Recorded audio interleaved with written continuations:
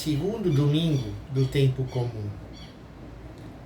A primeira leitura da liturgia de hoje nos coloca diante do chamado que Samuel recebeu.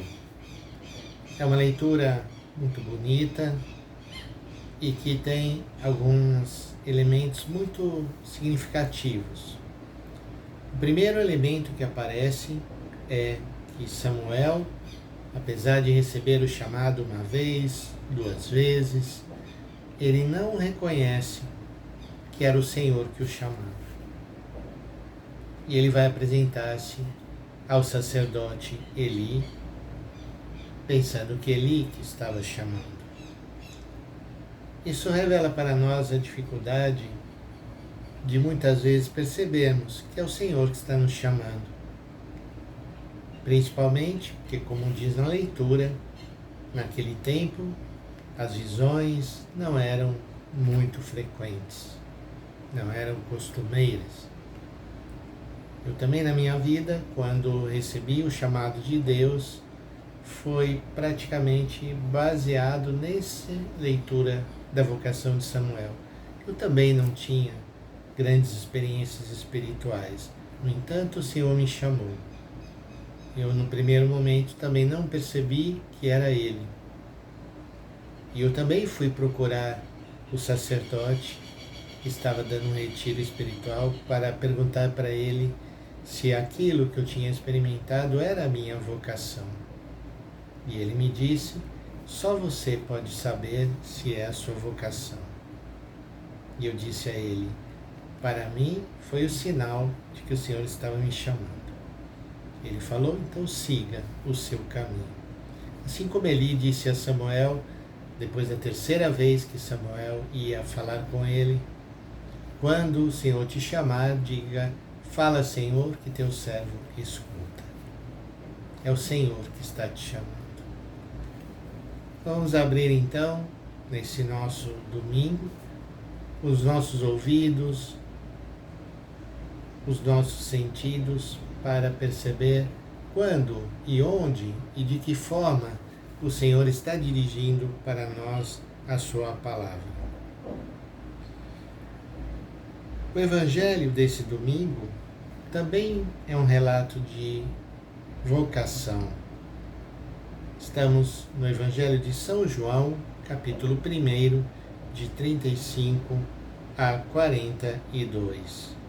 Naquele tempo, João estava de novo com 2 de seus discípulos e, vendo Jesus passar, disse: eis o Cordeiro de Deus. Essa palavra é tão importante que ela entrou a fazer parte da liturgia da Santa Missa. João apresenta a Jesus como o Cordeiro de Deus, aquele que dá a vida, entrega a própria vida livremente por amor para a nossa salvação. Ouvindo essas palavras, os 2 discípulos seguiram Jesus. Seguir Jesus, caminhar após Ele, procurar conformar a nossa vida à vida de Jesus. Esse é o caminho que os apóstolos fizeram e nós somos chamados também a fazer. Ouvindo essas palavras, os 2 discípulos seguiram Jesus e, voltando-se para eles e vendo que o estavam seguindo, Jesus perguntou a eles: o que vocês estão procurando? E hoje é o momento de nós sentirmos essa pergunta dirigida a nós. Queremos seguir Jesus, mas o que na verdade estamos procurando quando nos dispomos a seguir Jesus? E eles disseram: mestre, Rabi, onde moras? Jesus respondeu: vinde ver.